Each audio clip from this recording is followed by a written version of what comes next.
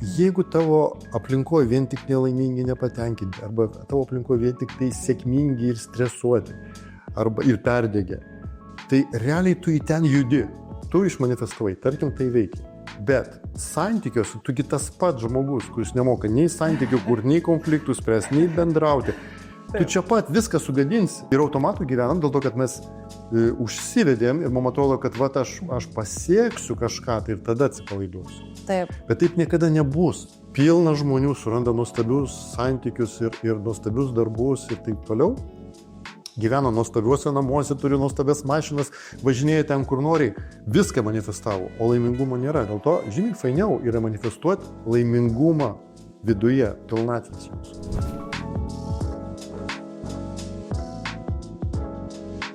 Gerai, sveiki, esu Rimvydas Židžiūnas ir čia pasaulis užsimerkus. Sveiki, Rimvydai.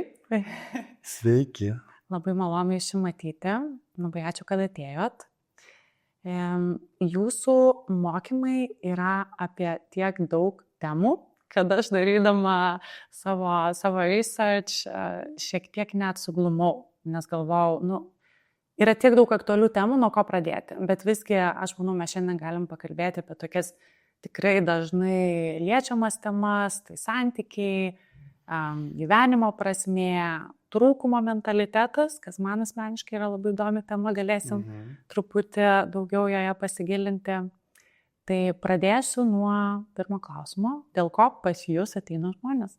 Pagrindinis kriterijus yra, kurie atveda žmonės, tai yra rekomendacijos. Apie 70-80% žmonių ateina, kurie rekomenduoja. Tarkim, atėjo mama, jinai praėjo mokymus, pasikeitė, tada jos vaikai ateina. Dėl to, kad jie įkvėpti mamos pokyčių. Arba kokia nors ten įmonės vadovė, moteris tokia, kuri dirbo vadovė kartu su programistais, tokiais daug protingų programistų ir jinai turėjo didelę kompaniją, turėjo valdyti tą kompaniją.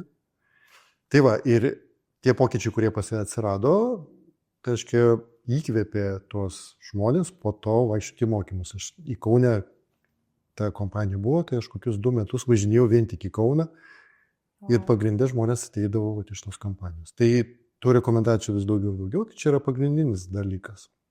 Arba žmonės kartais ateina į pirmus užsiėmimus, susipažįsta, pabūna, jie pajaučia tą atmosferą, pajaučia tą, nežinau, vaibą, vibraciją ir renkasi tokiu būdu. Ir jeigu reikėtų išskirti, ko mokote savo kursuose, kas būna tos pagrindinės žinutės?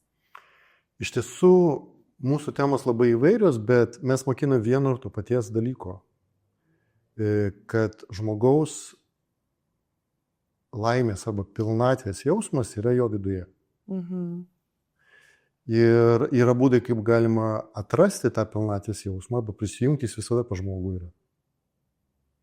Tai va čia yra pagrindinė žinutė ir pagrindinė, kryptis darbo. Bet po to antras žingsnis visada irgi taip pat svarbus, dėl to, kad kada tu atrandi pilnatvę su savim, tada atsiranda poreikis, kaip nepamesti tos pilnatvės santykiuose su priešinga lytim, santykiuose su vaikais, su artimais žmonėm, veikloje, laisvalaikį ir taip toliau. Ir tada atsiranda labai daug tų įvairių tarsi mokymų. Bet jie daugiau praktiniai, tai yra kaip tavo vidinis tas pilnatvės jausmas įsilieja arba keičia, arba transformuoja, arba kažką tai sukuria naujo tavo įvairiose gyvenimo sferose. Dėl to gaunasi, kad mes dirbam tarsi su visom gyvenimo sferom ir socialiniu gyvenimu, viešu, veiklos pasauliu, ir santykiais, ir vidiniu dvasiniu gyvenimu ir taip toliau. Toks visuminis požiūris. Bet žinutė visada ta pati. Tai yra, kaip atsisukti į save ir atrasti tenai tą šaltinį pilnatvės, kurio mes ieškome išorėje. Tai labai įdomiai paminėjote apie išorę, nes man atrodo, ką aš matau aplinkoje ir dažnai būna asmeninio tobulėjimo mokytojai, guru, visaip jas vadina, jie dažnai tokią mintį siūlo, reikia tikslų, reikia turėti siekių, reikia turėti planą, reikia žinoti, dėl ko gyveni. Ir tada, tu būsi laimingesnis. Bet man čia kažkoks dualumas susikuria, nes man atrodo, kad dažnai su tikslais ateina lūkesčiai. jeigu mes nepatenkinam savo lūkesčių, nes realybė būna įvairi, gali būti pats geriausias variantas, gali būti pats blogiausias, mes nežinom, kaip bus. Ir tada užsibūrė toks, atrodo, kančios ratas, ar ne, man nepasisekė, kaip man liūdna, man niekad neišeis ir taip toliau ir panašiai. Ir kartais man kyla klausimas, ar tada iš vis reikalingi tie tikslai, nes tada kiti mokytojai sako, aha, tai gal gyvenkim šią dieną, reikia tiesiog įsigilinti į šią akimirką. Kaip jūs pakomentuotumėt šitą ir pastebit tą patį? Jo, ta prasme, kad tiesa yra ir tame, kad reikia kažką tai mokėti kryptingai veikti, daryti, pasiekti išoriniam gyvenimui, ypač tam tikriem žmonėm, tam tikro amžiaus. Bet nuo tam tikro amžiaus tai reiškia, kad žmogui jau daugiau negu, sakykime, 27-30 metų, jo jau gyvenimas ne visada, jo tiksliau laimė ne visada priklauso nuo tikslų. Nes kol jis neturi darbo, kol jis nesugeba uždirbti pinigų, kurių dėka jis gali save išlaikyti, ar šeimą išlaikyti, arba dar kažką, tai aišku, šitas dalykas yra super svarbu. Ir realiai jisai tiesiogiai įtakoja jo laimės jausmą. Bet nuo tam tikro laiko visi turi kažkokius darbus, visi turi kažkokias lėšas, visi turi ten santykius, su kurie vienokius ar kitokius. Ir toliau viskas priklauso visai nuo kitų dalykų. Nes jeigu tai priklausytų nuo tikslų, tada būtų pilna statistikos, kuri įrodytų, kad žmonės, kurie pasiekė tikslus, yra laimingi. Bet aš tokios statistikos negirdėjau. Netgi atvirkščiai, tie, kurie turi kartais milijonus ar ne, tą finansinę gausą, bet kitą kartą būna tiesiog visiškai nelaimingi, depresyvus, ar ne? Jo, ir sudėtingumas yra tame, kad mes esame įpratę laimės ieškoti išoriai. Nes jeigu pagal neurofiziologinę kalbą, tai mūsų smegenys jos turi iš išorės ar iš vidaus surinkti tam tikrą kiekį teigiamų emocijų per dieną. Ir jeigu jų nesurinka, bet skirtingų emocijų, ne vienų tų pačių, bet skirtingų.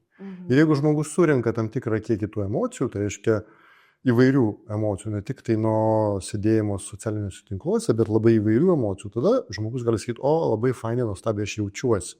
Tai nėra laimės jausmas, bet fainai gerai jaučiuosi.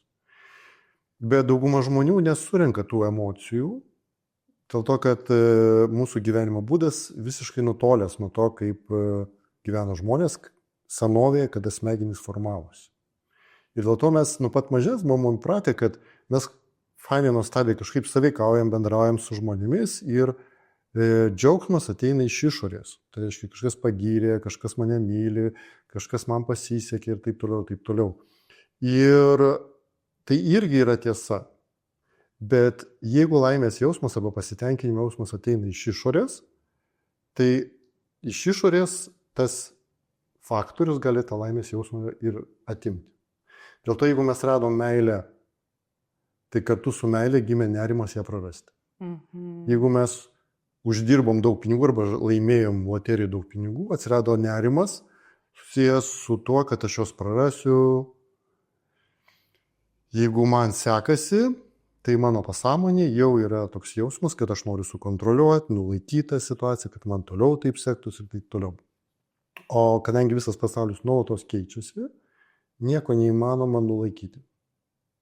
Ir dėl to mes periodiškai atrandam tarsi laimę išoriai ir vis matom, kaip jinai nuo mūsų pabėga. Mes bandom ją kontroliuoti. Ir kuo labiau kontroliuojam, tuo labiau mums atrodo, kad jinai bėga. Dėl to šitas mechanizmas jisai labai tvirtai įsišaknyjęs, dėl to akivaizdu žmogui, kad laimė yra išorė. Lygiai taip pat kaip senoji žmonėms buvo akivaizdu, kad žemė plokščia, dėl to, kad tu žiūri akimis, jinai plokščia. Nieksgi nemato jokio rutulio. Visi pojūčiai sako, kad jinai plokščia. Tai taip yra pas daugumą žmonių. Ir kadangi visą tai priklauso, ta laimė, jinai ir ateina arba jinai priklausoma nuo išorės, tada žmogus iš tiesų viduje gyvena neurotiškai būsenai. Jisai turi nerimą, turi nuovargį nuo pastovaus kontroliavimo, nulaikymo tų nuostabių, laimingų aplinkybių ir taip toliau.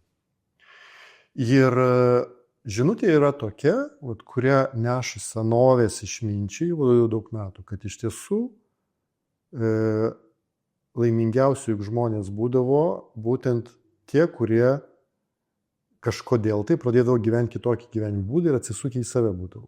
Jo, tai yra išminčiai, jie būdavo laimingi. Ir šiais laikais, jeigu atlikti tuos tyrimus, tai abejoju, kad psichologai, kurie viską žino apie žmogaus psichiką, yra laimingiausi žmonės pasaulyje, ar nežinau, verslininkai, kurie pasiekė visus tikslus, yra laimingiausi žmonės pasaulyje, ar nežinau, kažkokie tai tenai žvaigždės, kuriuos visi myli, gerbė ir nori su jais bendrauti, laimingiausi žmonės. Ar žmonės, kurie yra ryšyje su savimi. Dėl įvairių kažkokių tai praktikų ar gyvenimo būdų ir taip toliau.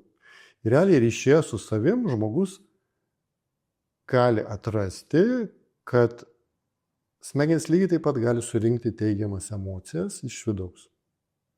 Jeigu tu užmesgi tam tikrą ryšį su savo pojūčiais, kūnu, ir kūnas nuolatos generuoja labai daug teigiamų emocijų, pojūčių, netgi jausmų kartais tam tikrose situacijose. Jeigu tu užmesgi su savo emocinė jausminė sfera, nes iš vidaus ten irgi nuolatos smegenys generuoja malonius patyrimus. Tai reiškia, smegenys, jos turi visą narkotikų fabriką smegenyse ir gali viską susintetinti kokiais nori kokteiliais.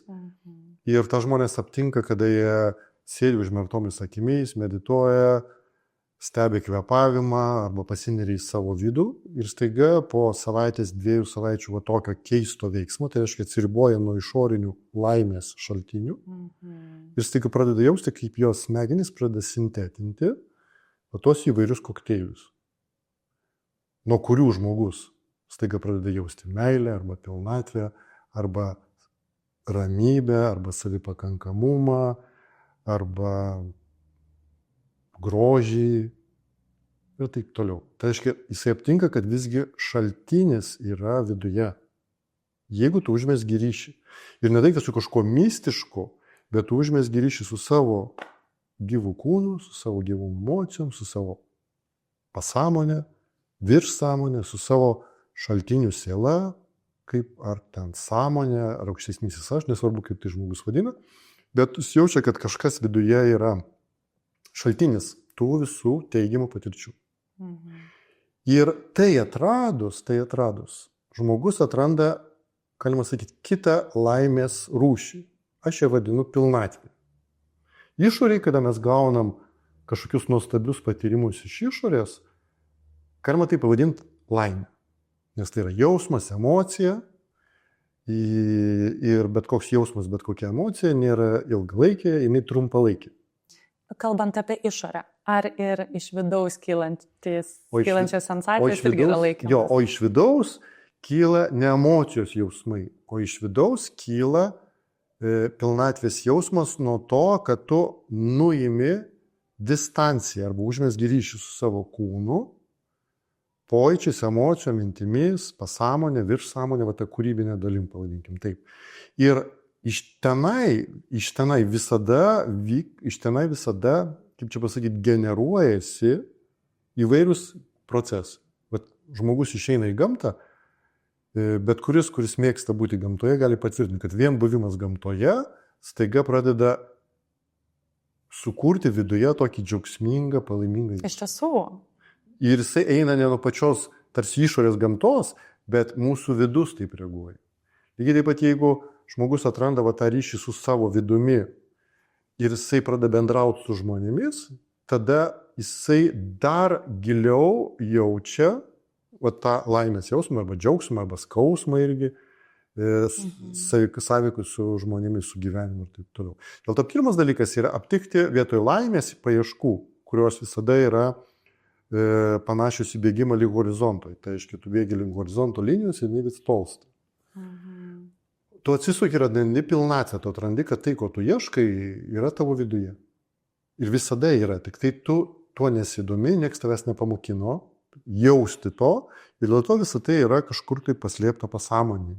Žodžiu, žmogus nejaučia to, bet jeigu tu pradedi jausti, tas pilnatvės jausmas visada su tavim. Ir toliau jau, jeigu tu jausdamas pilnatvės jausmą, išeini į gyvenimą, galima sakyti, kad tu laimės pagrindinį patiekalą jau turi viduje. Toliau tau reikia tik deserto. Šiek tiek. Ir tada tu tai gali gauti iš žmonių, iš veiklos, iš kažkokių kitokių dalykų. Ir net jeigu gyvenimas tavo sudėtingas, išoriškai sudėtingas, tai reiškia kažko tai nėra artimo žmogaus arba nėra kažkokių tai resursų ir taip toliau, žmogus vis tiek gali jausti pilnatvę. Bet jeigu tu dar ir sukuri papildomai vedamas tos pilnatvės kažkokią savo profesiją, santykius ir taip toliau, tai jie dar turtingesni. Tai reiškia, tokiame požiūrį tu nesisakai išorinės laimės, bet tu ieškai visuminio požiūrį, kad iš vidaus būtų pilnatvės jausmas, kuris yra pastovus, stabilus, bet jisai keičiasi, jis nėra vienos natos. Jisai kaip muzika tokia, kuri groja. O išoriniam gyvenime laimė, nelaimė, džiaugsmas, skausmas visada kaitaliuojasi su gyvenimu ir tu prie džiaugsmo, prie malonumo neprisiriši, o su skausmu nekovoji. Ir kada tu nustoji kovoti su skausmu ir neprisirišti prie malonų, tada ta laimė, net išorinė laimė, jinai pradeda ilgiau su tavim būti. Ir kartu su nuostabiu kažkokiu tai santykiu su žmonėmis, su žmogumi, kokia nors arba kažkokia aplinkybė, pas tave nekyla baimė prarasti visą tai. Tu nesikabini.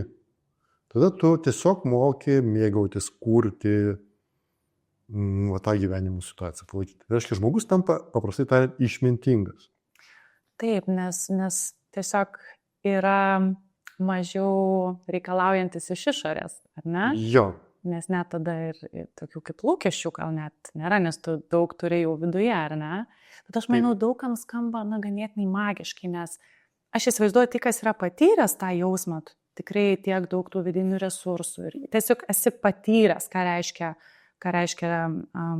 tiesiog ne išorė žiūrėti, o iš vidaus jausti tą laimę ir pasitenkinimą, nesvarbu, kokia tavo yra aplinka ir gyvenimo situacija, bet tiems, kas, gal tik tai mažą kruopelytę kažkada šiek tiek pajuto, o visas jų gyvenimas yra išoriai. Darbas, šeima, santykiai, galbūt jie taip stipriai pergyvena, nežinau, kad neturi santykio, kad neturi darbo, kokio jam reikėtų, kad jie gyventų oriai ir panašiai. Ir įdomu išgirsti apie tą, kaip pereiti prie to požiūrio, kurių tu įsitikinęs, tai kaip aš galiu būti laimingas, jeigu mano išoriai nieko nėra, ne? Iki to, kad pala, ašgi tiek daug turiu viduje ir galiu turėti viduje. Jo, tai aš manau, kad dauguma žmonių tai patiria nuo paprastų labai dalykų. Pavyzdžiui, jeigu tu pradedi sportuoti ir sveikai maitintis. Ir atsiranda toks faktorius, kad nesvarbu, kas vyksta tavo gyvenime, tu iš savo kūno nuolatos dienos metu, jeigu tu, pavyzdžiui, ryte pasportavai, tu nuolatos iš kūno gauni labai teigiamus pojūčius. Ir tie žmonės, kurie, pavyzdžiui, tik pradėjo sportuoti ir sveikai maitintis, pavyzdžiui, jie jau yra žymiai išmintingesni gyvenime nes jiems akivaizdu, kad sudėtinga gyvenime situacija arba darbė situacija, bet tavo kūnas pilnas energijos, švalus, gyvybingas. Ir dėl to tu tame darbe gali, pavyzdžiui, žymiai lengviau priimti tai, kas vyksta, nekovoti, nes kančia atsiranda iš kovojimo. O tiesiog išbūti su to, kas vyksta ir tada tu staiga pamatai, kas vyksta. Nekovoji, o priimi, tada pamatai. Tada tavo veikimas pasidaro žymiai tikslesnis. Tu žymiai mažiau įsitrauki į kažkokį tai bėgimą, lėkimą, tam viską pametus. Dėl to, kad kartais tu matai, kad nereikia nieko čia spausti, versti ir taip toliau. Galima palaukti tinkamų momentų ir tada prisijungti. Tai vien nuo paprasto dalyko, kad žmogus pradeda ryšį su kūnu atradinėti, jau jisai pradeda jausti, kad kažkokia dalis pilnatvės per kūną jau yra.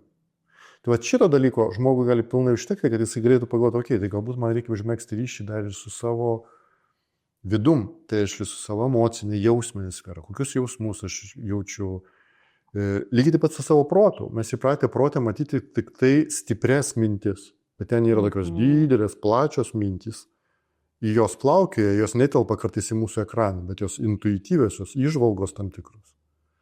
Bet jeigu žmogus, ir labai dažnai žmogus, kada jis sėda, nusiramina, jam kartais ateina būtent labai geras idėjas būtent tuo momentu, kada jis nustoja kažkokią mintį ginti į tikslą. Atsipalaidavimo būsenoje aš pastebėjau, labai dažnai ateina atsakymai arba kažkokios. Taip.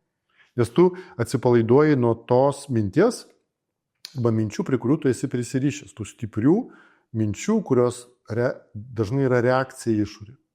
Ir aptinki, kad šalia tų minčių yra daug didelių minčių tavo viduje, tavo sąmonėje.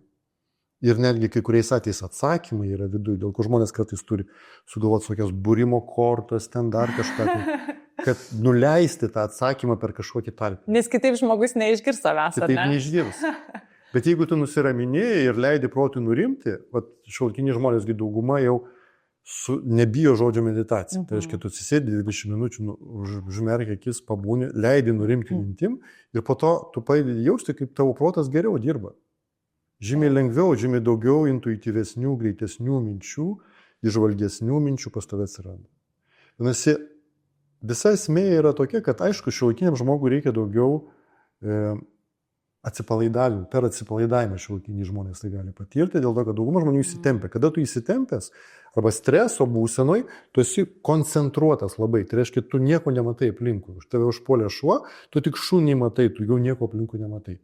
Žmonės gyvena tokiam gyvenime, kur nuolatos stresas. Dėl to jie praktiškai ne tik tai aplinkui nemato, bet ir savęs nemato. Jie nemato nei savo poreikių, nemato, kas juos iš tiesų skaudina, jie nemato, ko jiems iš tiesų trūksta. Mes dažnai automatų tiesiog gyvenam, ne? Ir automatų gyvenam dėl to, kad mes užsivedėm ir mums atrodo, kad aš pasieksiu kažką tai ir tada atsipalaiduosiu. Taip. Bet taip niekada nebus.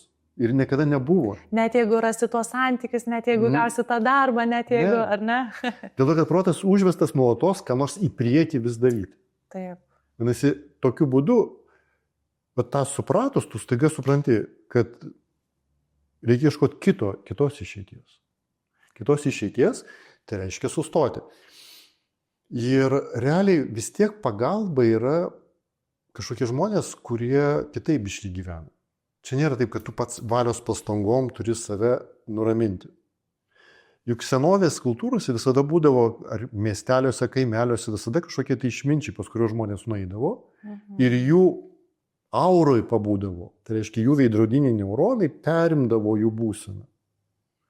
Ir dažnai to pilnai užtekdavo, kad jie nueina ir jų smegenys persisuka, atsisuka į vidų ir staiga jam paaiškėja daug. Ir tai jis grįžta ir tada jis pasidaro dėmesingesnis, išmintingesnis gyvenime. Tai vat žmonėms iš tiesų reikia suprasti tokį dalyką, kad yra tokia galimybė. Ir jinai visada šalia. Tai reiškia tavo vidus ir tame viduje visada yra tie atsakymai netgi apie tas situacijas, kuriuose žmonės randasi. Pavyzdžiui, aš visada, kada konsultuoju žmonės, su tai aš darau 30 metų, aš tiesiog empatijos būdu galiu jau išgirsti, kokie atsakymai yra pa žmogų. Jo personaliniai atsakymai, jo pasąmonės, jo viršsąmonės. Ir aš juos įgarsinu. Bet kada aš juos įgarsinu, žmogus jaučiasi, kad išgirstas, jis jaučia, tai yra atsakymas. Arba galvoja, perskaitė mano mintis. Ne, jeigu jis skaito savo mintis, taip, bet jis kartais tų minčių neskaito. Taip. Pas jį visada yra toks ant galiuko liežuvio, tas kažkur ten tas atsakymas yra, bet jis jo negali pagauti. O aš galiu pagauti. Bet jeigu aš dalinčiausi savo tiesomis, jam būtų labai svetimos tos tiesos. Dėl to man labai svarbu bendraujant su žmogum, išgirsti tą žmogų ir jo kalbą tą žinutę pasakyti.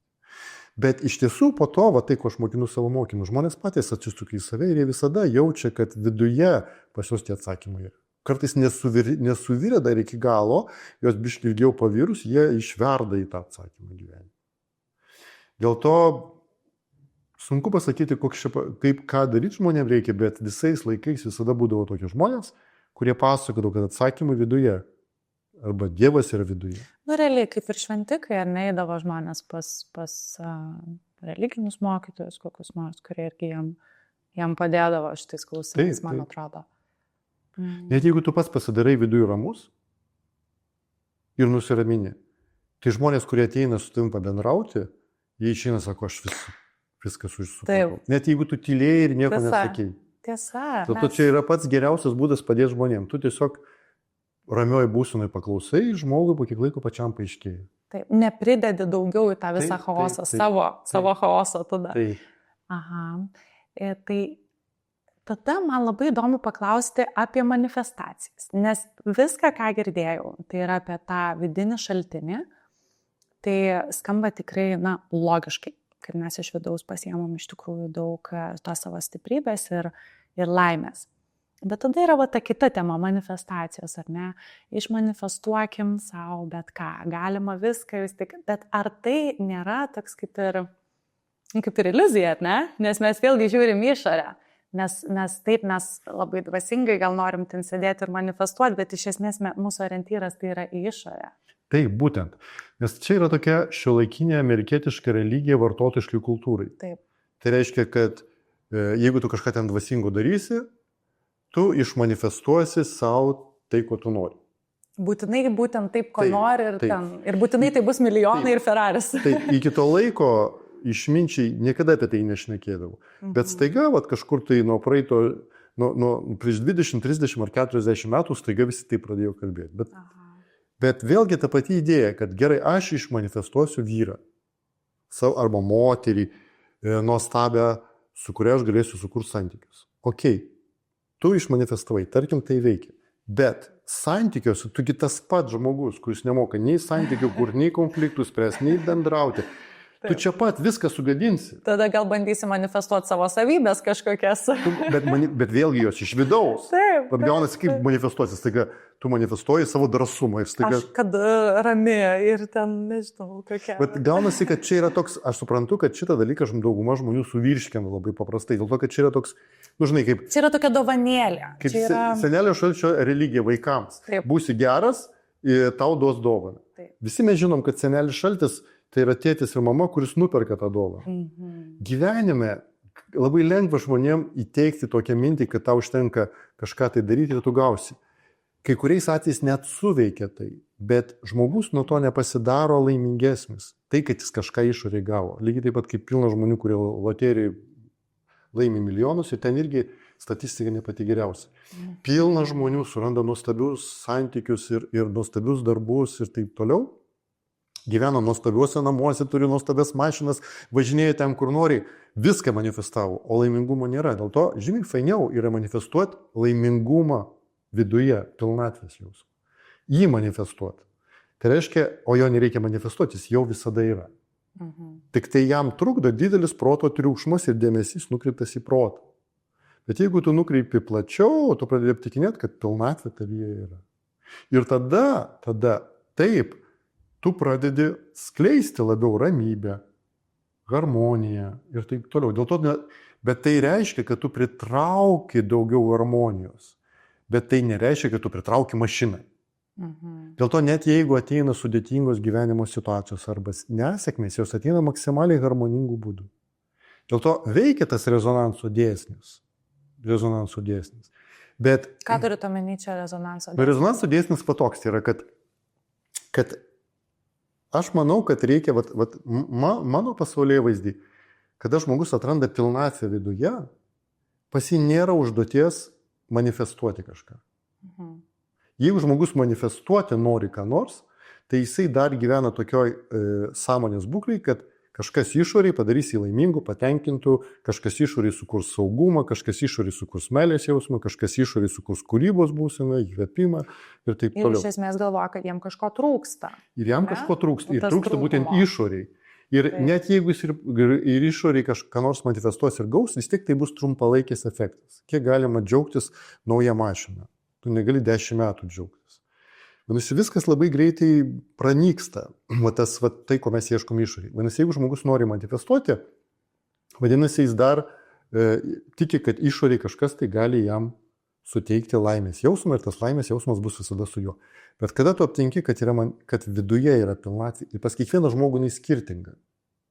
Nes tai yra toks lengvas, tylos ir vidinio džiaugsmo jausmas, kaip balta šviesa, kuri gali pavirsti įvairias spalvas. Dėl to pas kiekvieną žmogų tas vidinis džiaugsmas turi skirtingus atspalvius. Ar manot, kad visi yra tą patyrę, šitą jausmą bent kartą gyvenime? Taip. Ir manot, kad jį atsimena? Taip, aš papasakosiu. Mes šitą jausmą, dauguma iš mūsų, esam patyrę vaikystėje, kūdikystėje. Bet ar atsimenam? Ar Bet juos galima atrasti. Va tai ir yra, aš vadinu esybiniai norai. Nes tie momentai, kada mes gyvenime su kažkuo susijungdavom, susilieddavom su gamta, su žmonėmis, su grožiu, su aplinka, pas mus būdavo totalus va to vidinio džiaugsmo patyrimas. Toks kaip vienis, taip, ar ne? Taip. Jo. Ir jisai tarsi antitrauma. Vat yra, taip mes turėjom ir neigiamus vaikystės išgyvenimus, mus paliko, atstumė, neteisingai su mums pasielgė ir taip toliau. Dauguma žmonių koncentruojasi dėmesį į tas traumas. Bet aš siūlau koncentruotis į antitraumas. Tai reiškia atrasti tuos teigiamus vidinius išgyvenimus, totalius, kurie ir yra tai, ko žmogus visą gyvenimą ieško. Bet aš gimiau balandžio mėnesį, balandžio pabaigoje, o birželio mėnesį jau maudžiausi, kūdikis būdamas. Dėl to pas mane susiliejimas su ežeru, kad aš dabar maudausi, aš labai lengvai papuolu į tą būseną, aš prisiminiau tą būseną. Tai yra pilnatvės būsena, bet jinai su tokia spalva, skoniu, harmonija, aš pavadinau jo. Mano močiutė, kai man buvo 2 metai, meldėsi ir užmigo. Ir aš po to žaidžiau va toj šviesos erdvėje. Dėl to, kai aš mažiukas būdamas eidavau pro bažnyčią, mane ištikdavo vėl tas kažkoks šventumo jausmas. Geras. Po to kažką tai mažas, kada mano tėtis man pasakojo, kad kažką blogo padariau, mano tėtis pedagogas, jis į mane pasusodino nebarė, o 45 minutės, kaip mokytojas, paskaitė paskaitą, kodėl aš neteisingai elgiausi ir ką reikėjo daryti. Man tai buvo tėčio meilė.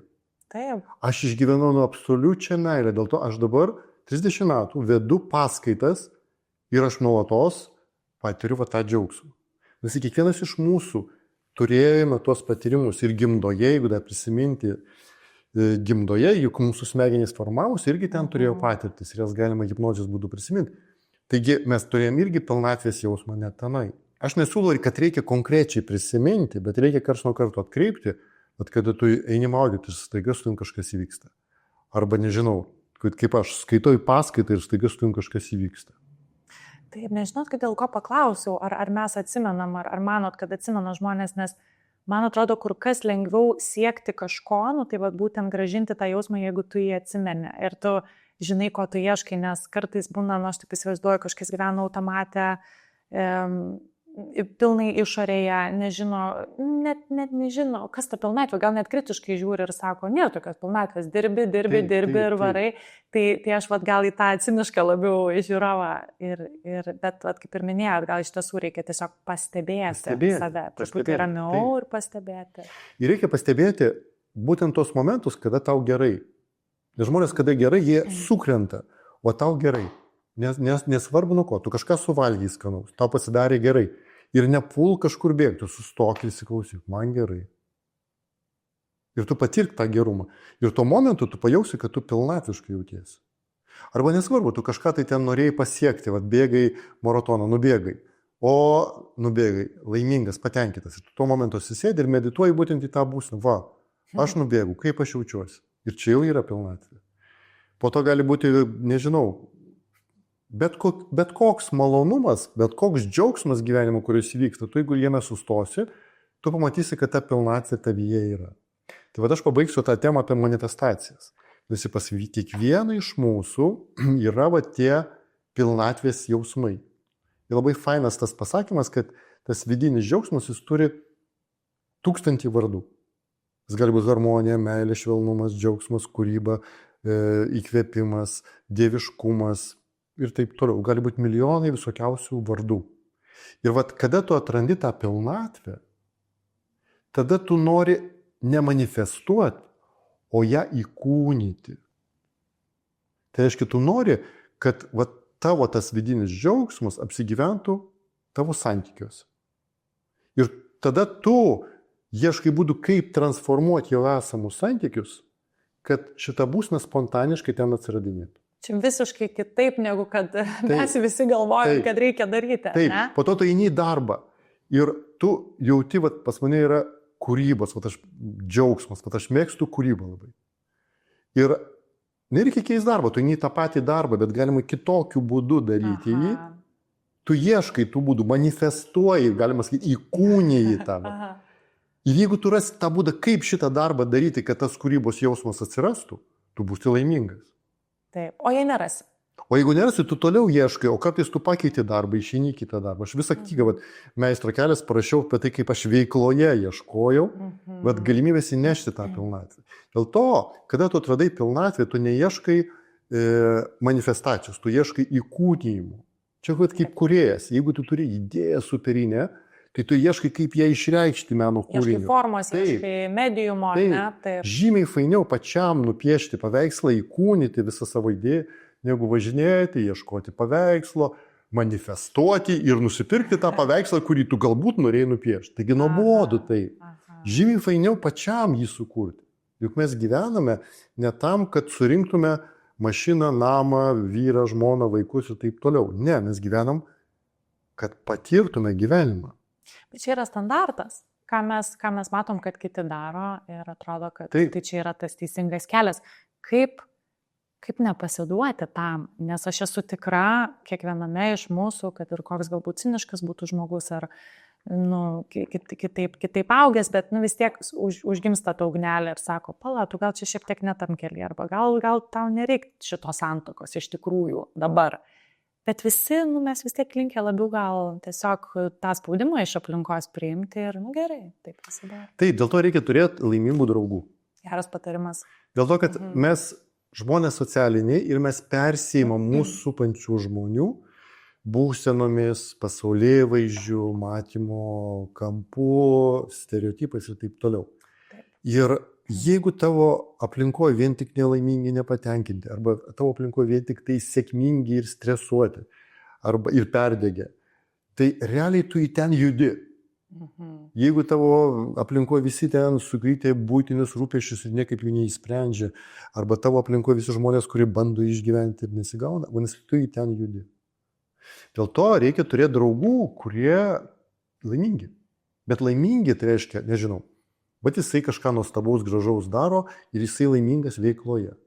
Turėti draugus arba žmonės kažkokius, arba nežinau, knygas paskaityti tokių žmonių, kurie santuokoje nuostabiai gyvena. Po to atras žmogų, kuris nuostabiai jaučiasi, kada vaikšto po mišką. Ir su juo pavaikščioti. Bet jeigu tu tokius žmonės turi, jų dėka tu staiga aptiksi, kad tavyje irgi tai yra. Tai aplinka svarbu. Labai svarbu, jo. Po to, kada žmogus jau pradeda atradinėti savo pilnatvės jausmą, pradeda juo tikėti, tada jam lengviau. Bet labai sunku tikėti, nes matot kaip, mumis nieks netikėjo. Vadinasi, niekam buvo, kai mes maži augom, nelabai svarbi buvo mūsų nuomonė. Subjektyvi nuomonė. Mums buvo žymiai svarbiau teisinga mūsų nuomonė, kuri sutampa su suaugusių žmonių nuomonė. Bet jeigu vaikui jaučiasi, kad jis nenori to valgyti, tai niekam neįdomu. Jeigu vaikui jaučiasi, kad jis nenori eiti pas tą kaimyną tenai, dėl to, kad kažkas ten negerai. Niekam buvo neįdomi jo subjektyvi nuomonė. Tu turėjai, nes taip teisinga, nes taip visi vaikai daro ir taip toliau. Dėl to, kada žmogus atranda viduj, ir kiekvienas žmogus gyvenime patiria tuos momentus, jam sunku patikėti, kad čia jo viduje. Jam atrodo, kad ne, čia tos aplinkybės. Vat aš žinau žmonės, kurie nuvažiavo į tam tikrą nuostabią šalį, pamatė ten kažkokį nuostabų vaizdą ir patyrė tą pilnatvės jausmą. Ir po to jie suprato, kad ne, jie turi pastatyti namą, čia gyventi, tada bus laimingi. Jie pagalvojo, kad šita vieta atnešė tą pilnatvės jausmą. Bet jie pastatė namą. Kol statė, jie nematė to vaizdo.